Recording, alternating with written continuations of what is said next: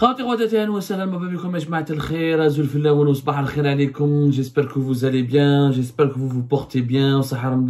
Merci pour votre fidélité pendant ce mois de Ramadan.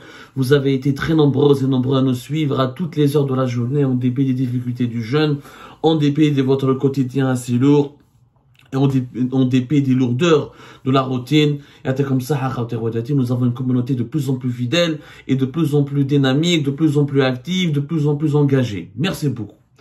Et ben voilà, nous sommes le 4 avril 2024, et l'Algérie vient encore une fois, au lendemain de la crise avec les Émirats Arabes Unis, l'Algérie n'a pas attendu longtemps pour provoquer une nouvelle crise. Le régime Tebboune, c'est même pas l'Algérie, parce que l'Algérie n'a jamais, je dis bien l'Algérie n'a jamais eu autant de problèmes avec ses voisins ou là avec des pays étrangers qu'avec durant l'époque de Tebboune.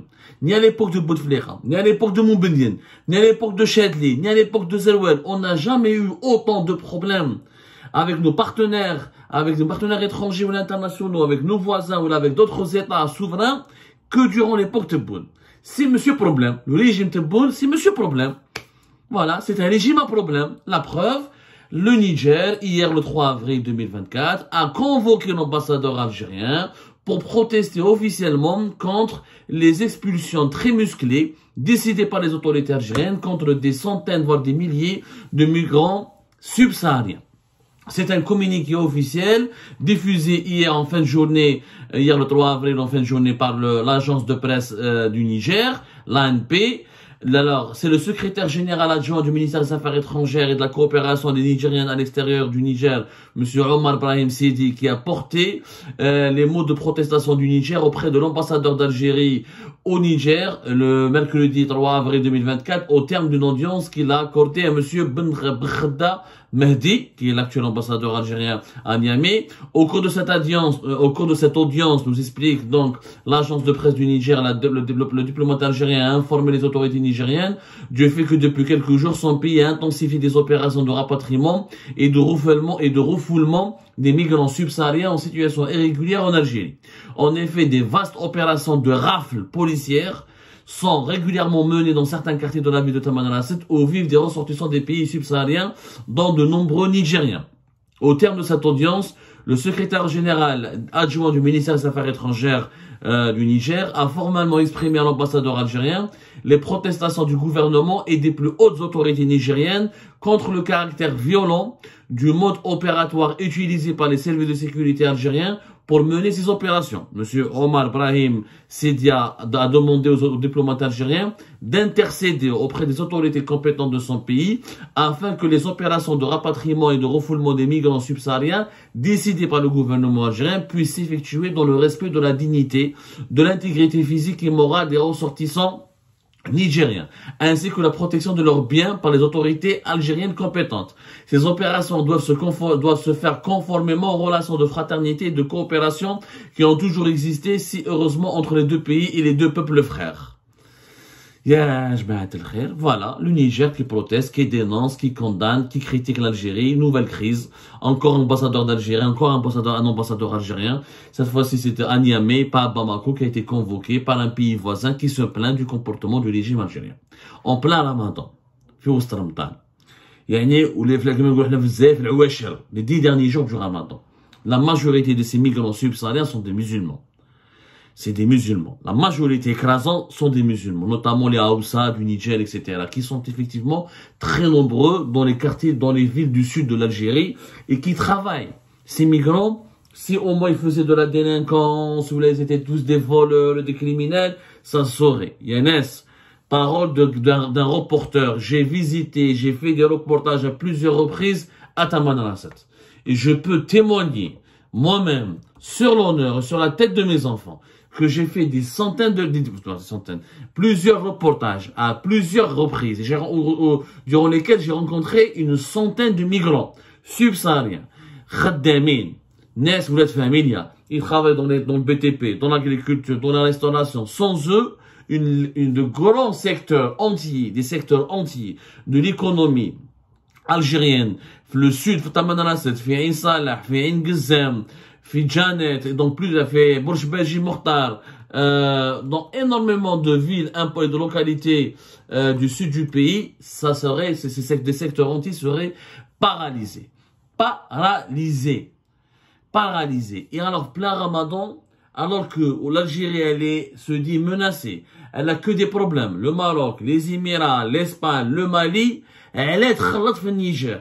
علاش يا دين الرب تروحوا تخلطوا في النيجر وتضربوا معاهم؟ علاش في رمضان يا رمضان tu expulses de façon musclée, et je sais ce que c'est qu'une façon musclée, je peux confirmer, les autorités algériennes, quand des expulsent, les migrants subsahariens, c'est d'une violence inouïe. Ils les attrapent en pleine ville, ils les embarquent, les forces de la gendarmerie algérienne les arrêtent, manu militari, il y a beaucoup de violence, ils sont frappés, dépouillés, on leur vole leur argent, on leur prend leur téléphone portable, on leur prend même quelquefois des vêtements précieux, et ensuite on les emmène dans un endroit qui est le point zéro. Le point zéro, c'est une zone totalement désertique située à proximité de la frontière entre l'Algérie et le Mali. Ils déposent des migrants, ils sont déposés fait le point zéro. Il y a énormément de comptes rendus de la presse internationale, des ONG, que ce soit Médecins sans frontières, ou de l'Organisation internationale de la migration, ou plusieurs organisations africaines et internationales n'ont pas cessé de dénoncer. Je dis bien, il y avait d'ailleurs une enquête qui a été publiée en 2018 par Associated Press, qui est l'agence de presse américaine, qui a démontré que 13 000 migrants ont été abandonnés dans cet endroit désertique, à plusieurs dizaines de kilomètres de la frontière, sous une chaleur étouffante. On jette des êtres humains. Je vous assure, j'ai eu des témoignages, dans des témoins oculaires, même des éléments des gendarmes, et ça a été confirmé. Il n'y a pas que moi qui le dis. Il y a des organisations internationales, la Croix-Rouge, des associations du Niger. Ils yimchou jusqu'à la frontière du Niger. La première ville qui est située après la frontière du Niger, c'est Agadez. Il y a un dernier rapport en 2021 de Médecins sans frontières. Qui parle en 2021 de 4000 migrants qui ont été abandonnés en plein désert par les gendarmes algériens. C'est, mais attends, GPS. Allez-y, marchez en plein désert, et beaucoup d'entre eux meurent de faim, où là, ils arrivent miraculeusement à la frontière du Niger, où là, dans les points, et des centres d'hébergement, notamment, de Médecins sans frontières, qui essaye d'accueillir ces gens-là et de les sauver. Le premier village, voilà, c'est le village d'Assamaka. Voilà. C'est le village d'Assamaka qui est situé, ils doivent marcher 15 km. Voilà. Depuis le point zéro, juste pour atteindre ensuite le premier village, la première localité du Niger, c'est le village d'Assamaka. C'est inhumain. C'est cruel. C'est cruel, c'est du fascisme. Il faut voir comment ils sont insultés, les migrants subsahariens, parce qu'ils sont noirs, parce qu'ils sont... Il faut dire la vérité, le racisme, comment ils sont volés, dépouillés. Et je défie le régime algérien de laisser les ONG internationales, ou là des représentants du Conseil des droits de l'homme de l'ONU, de faire une enquête sur le terrain. Vous allez être surpris. Wallah ya jma'a, je l'ai moi-même confirmé ces informations. Il n'y a pas, c'est un complot contre l'Algérie, parce que les Émirats, ils te menacent, ou ils ont des ambitions hégémoniques, ou ils sont avec le Maroc et Israël contre l'Algérie. Je peux comprendre qu'on peut avoir des problèmes avec les Émirats. النيجر واش داروا لك؟ النيجر واش داروا لك يا ناس؟ يعني انتم ضاربتوا معاهم كاع. Le régime algérien, il se comporte comme un délinquant, avec le délinquant dans un quartier qui veut imposer son diktat à tout le monde et se dispute avec tout le monde, il se bagarre avec tout le monde. Mais كحدا واحد كيغير لا تونيزي قيس سعيد رانا متفاهمين معاه, ils s'entendent bien avec قيس سعيد parce que قيس سعيد c'est leur caniche, c'est le caniche du régime algérien. يعني واش يقولوا له tout ce qu'on lui demande il le fait. Actuellement la Tunisie, je le dis avec malheureusement pour nos amis tunisiens, ils n'ont aucune souveraineté. C'est une wilaya algérienne. Le régime algérien opère en Tunisie avec une facilité déconcertante. Donc le Niger, pourquoi en plein Ramadan, au moment où tu as besoin de solidifier, au moins de te réconcilier avec un pays voisin, de pacifier tes relations, de les gagner, de les rallier à ton camp, pour ne pas laisser justement des adversaires comme le Maroc, comme les Émirats, comme Israël, comme d'autres puissances régionales et mondiales, s'infiltrer dans ces pays-là, les manipuler contre tes intérêts, les retourner contre toi. Le régime algérien va les provoquer, et va provoquer une énième crise gratuitement. Gratuitement, dans des circonstances extrêmement inquiétantes et dangereuses pour notre sécurité nationale. Comme par hasard, depuis le début de l'année 2024, à la belle combien je vous donne des informations qui ont été confirmées par plusieurs médias spécialisés, depuis le début de l'année 2024, il y a un rapprochement dangereux entre les milices et les partisans et le maréchal Haftar, qui est le président de l'Est, le leader de l'Est libyen, l'homme fort de l'Est libyen, qui est classé, qui est ouvertement anti-algérien, qui milite qui œuvre directement contre les intérêts de l'Algérie et qui veut dominer la Libye, soutenu d'ailleurs par les Émirats arabes unis et l'Arabie saoudite, alors que l'Algérie soutient le régime de Tripoli, le gouvernement de Tripoli qui est reconnu par la communauté internationale. Maréchal Haftar, depuis le début de l'année 2024, il y a des échanges entre lui et les autorités de transition, les nouvelles autorités nigériennes, et c'est du coup d'État de fin juillet 2023, pour établir des partenariats, pour établir des alliances, et plusieurs délégations nigériennes sont parties chez le maréchal Haftar, à Benghazi, plusieurs délégations libyennes ont été accueillies à Niamey. Donc, au lieu de essayer de séduire les Nigériens, de les convaincre, de les rassurer, au lieu d'essayer de gagner leur faveur, de conquérir leur amitié, pour les empêcher justement de tisser des alliances avec les adversaires de notre pays. Parce que le maréchal Haftar, clairement, il est anti-algérien, c'est l'adversaire du régime algérien, c'est l'adversaire de l'Algérie.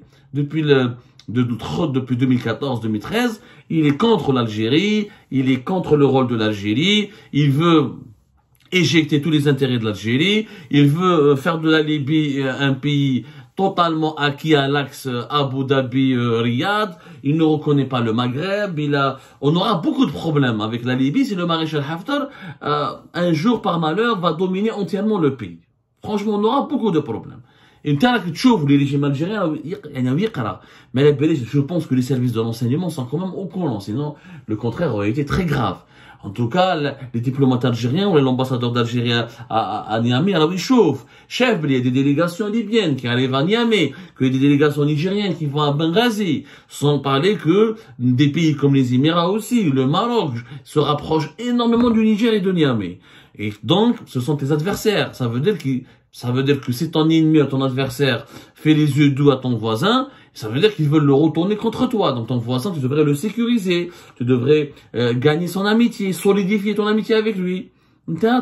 Tu provoques une crise la plus gratuite, la plus méchante. Parce que les migrants subsahariens, une ultime minorité fait des dégâts. Ils font des actes de délinquance. La majorité sont silencieux.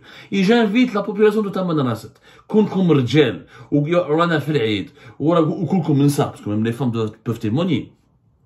Soyez honnêtes et dites la vérité. Est-ce que il y a une délinquance particulièrement élevée de la part des migrants subsahariens Tamanrasset?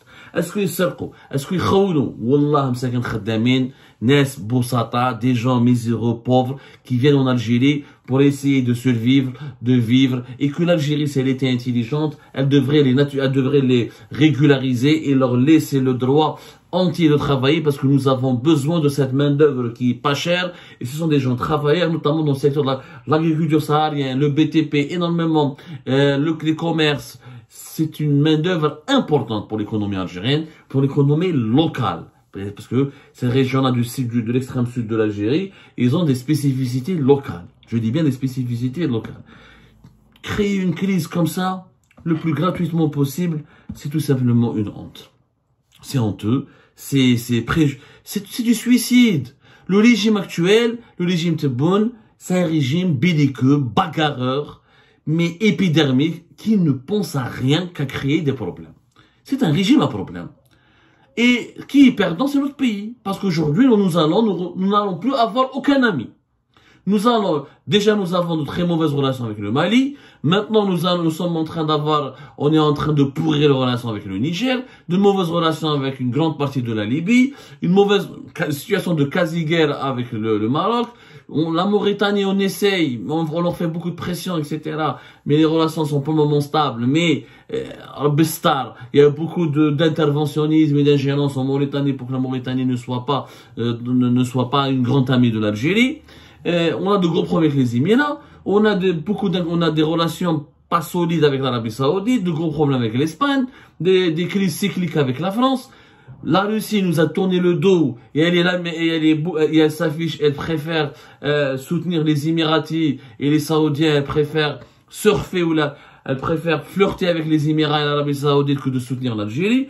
La Chine s'est totalement détournée de l'Algérie, ses plus grands projets sont ailleurs maintenant, au Maroc, en Égypte, au Nigeria, en Angola et ailleurs. واش خلانا le régime تبون ما خلى حتى واحد بقات غير تونس تاع قيس سعيد la Tunisie de Kais Saïd avec laquelle on peut dialoguer, avec laquelle on peut parler, parce que Kais Saïd, mesquin, il n'a pas le choix, il a peur du régime algérien, il a besoin du soutien du régime algérien pour imposer sa dictature en Tunisie. C'est tout. C'est extrêmement préoccupant. C'est extrêmement préoccupant. C'est extrêmement alarmant. Et c'est même dangereux pour l'avenir de notre pays. C'est une preuve supplémentaire que ce régime, encore une fois, doit changer. Il doit être remplacé par un régime beaucoup plus rationnel et beaucoup plus sérieux et rigoureux dans sa mission de protéger le pays.